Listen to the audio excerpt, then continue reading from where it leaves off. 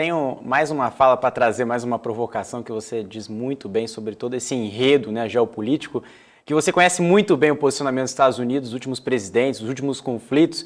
E essa fala da Casa Branca, inclusive, até me trouxe um pouco de nostalgia olhando para as últimas guerras, que Casa Branca disse, né, inclusive nessa semana, que a Rússia tem a capacidade e histórico de uso de armas químicas e biológicas, né? Se você olhar para as últimas guerras, os Estados Unidos também acusando outros países que tinham as armas químicas, armas biológicas. Você sabe muito bem o posicionamento da ONU, né, da OTAN, e a gente sabe o que aconteceu nas últimas guerras, vários anos, os Estados Unidos, né, tendo um dispêndio enorme, né, sobre dinheiro para financiar essa guerra, e agora mais uma vez Casa Branca dizendo que a Rússia tem essa capacidade, esse histórico. Na sua opinião, como você disse, né, tem que tirar o véu, né, entre linhas, olhando friamente, essa fala quer dizer o que realmente? Será que realmente os Estados Unidos está realmente indo de fato para querendo realmente escalar esse posicionamento de conflito por trás? Ou seja, claro que a gente está vendo esse posicionamento por parte do Zelensky, por parte do Biden, Macron, Erdogan, todo mundo, né, Putin, Putin nem tanto, né, mas querendo ali trazer um fim da guerra, ou seja, trazendo de uma forma diplomática. A gente não tem visto isso na prática, né? Mas por trás, né, ou seja, dos panos, ou seja, como você disse, o staff, né, toda a equipe, né, Joe Biden, você acredita que isso pode acontecer? Ou seja, será que isso realmente, a OTAN, como eu disse, até mesmo o discurso do Biden que você deve ter acompanhado, ou seja, ele disse que a OTAN agora está reorganizada, né, preparada, e agora com essa fala, né, nos Estados Unidos com a Casa Branca, você acredita que isso realmente eles estão preparados para esse conflito? Faz sentido, na sua opinião, dado o seu nível histórico, nível, né, ou seja, comparado ali toda essa história da geopolítica? Pois esse exatamente é o ponto nevrálgico, quer dizer, é o ponto delicado, né? É que esse conflito ele não pode acontecer. Ele não vai acontecer e ele não pode acontecer. Por quê? O que é esse conflito? Esse conflito é o fim do mundo como nós o concebemos. É a Terceira Guerra Mundial, é a guerra total. Os Estados Unidos e Rússia, juntos, têm a capacidade para destruir o mundo 16 vezes. Então, esse conflito é o fim. Então, ele não vai acontecer. Nenhum país da Europa, nenhum, tem a capacidade de enfrentar a Rússia. Esse é um dado empírico, é um dado real. Né? Todos os especialistas no mundo militar sabem disso. O único país capaz de bater a Rússia de igual para igual é os Estados Unidos. Ele tem um número inferior à Rússia em termos numéricos, de ogivas nucleares. Ele perde para a Rússia. Em termos qualitativos, a discussão é outra. Mas ele é o único país. Se os dois se encontrarem na Ucrânia, que é o que começou a partir do governo Zelensky, essa ideia, né? O Zelensky, que é tratado como um herói no Ocidente, né? E que, obviamente, é um fantoche, é um títere do governo Biden, tudo que ele vai falar, o Biden já ditou antes para ele. Os democratas já falaram para ele. O Blinken já passou para ele o que ele tem que dizer. Não é à toa que ele falou uma hora na CNN, né, que obviamente ligada, né, a tudo isso. Mas esse conflito, o Biden falou, olha, nós não vamos começar a Terceira Guerra Mundial, nesse discurso que você cita muito bem, ele falou, da Ucrânia, por causa da Ucrânia. Ele deixou claro isso. Porque ele sabe. Bom, agora, olha a contradição. Aí está a contradição em processo. Né? A contradição em processo, como diz o filósofo do século XIX. Nós vamos defender a Ucrânia, nós vamos suportar a Ucrânia, mas no discurso, nas sanções. Enquanto isso, os ucranianos estão morrendo. Eles vão mandar o quê? Remédio e capacete. Percebe? E o Putin vai marchando, o Putin vai tomando. Porque esse conflito não pode acontecer. Da mesma maneira que se o Putin ameaçasse colocar armamentos, mísseis, ativar uma espécie de ofensiva nos vizinhos norte-americanos em Cuba, como foi a crise de 62, os Estados Unidos simplesmente não tolerariam jamais. Eles teriam que tomar providências fortes, militares, pesadas, o que a gente chama de relações internacionais de hard power.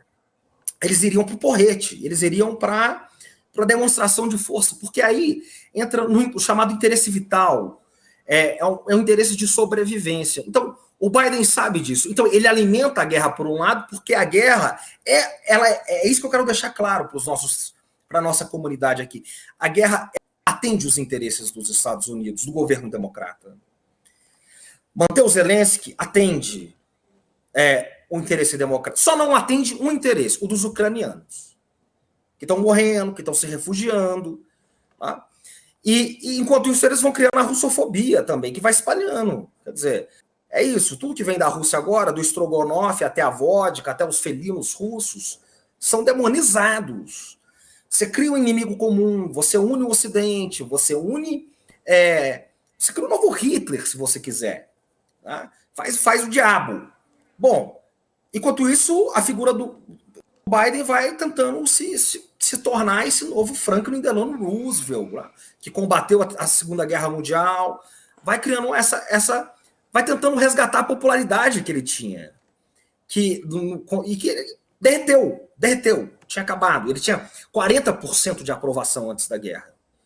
Ele tinha perdido o partido, ele tinha perdido a comunidade interna, ele tinha perdido os aliados, ele tinha perdido a Europa, ele tinha perdido o Macron, ele tinha perdido a Merkel, que tinha acabado de sair, ele tinha perdido todo mundo.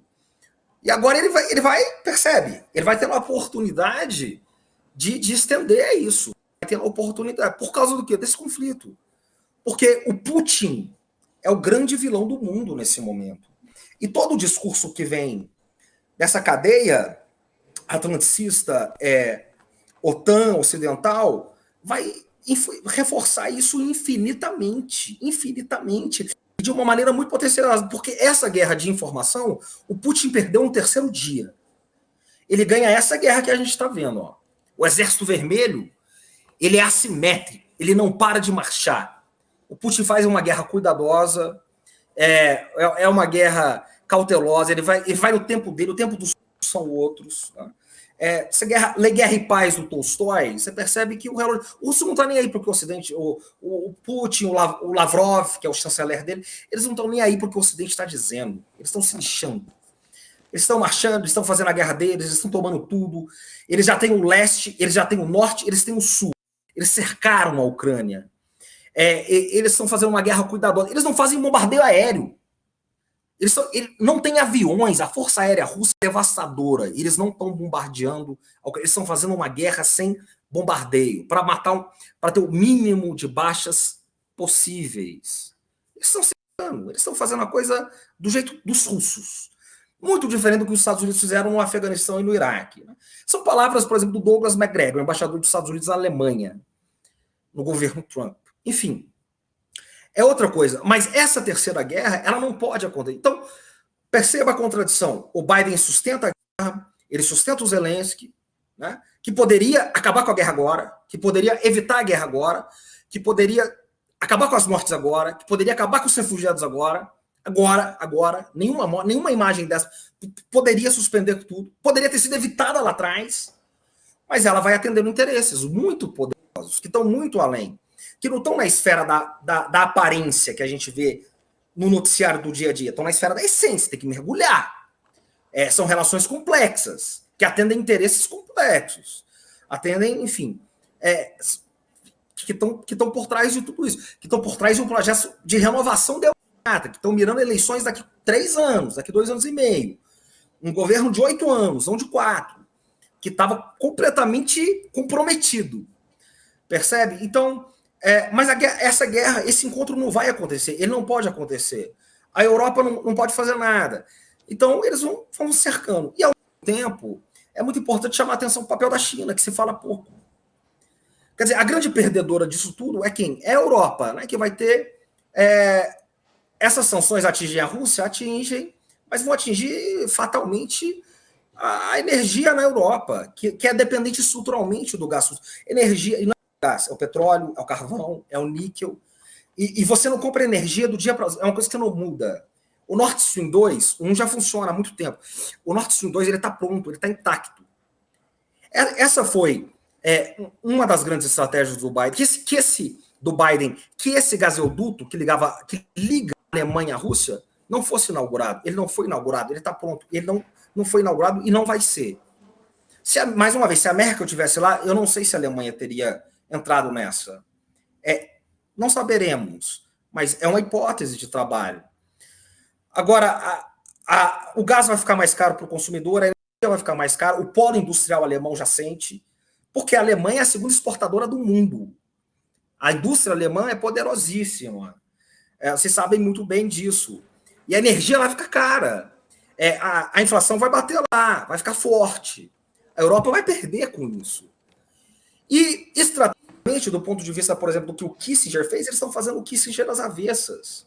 O Kissinger separou os dois grandes inimigos dos Estados Unidos, do Ocidente, que foi Rússia e China. Eles trouxeram a China para o lado deles. Agora, o grande inimigo dos Estados Unidos das próximas décadas, o grande desafio hegemônico dos Estados Unidos não é a Rússia, é a China.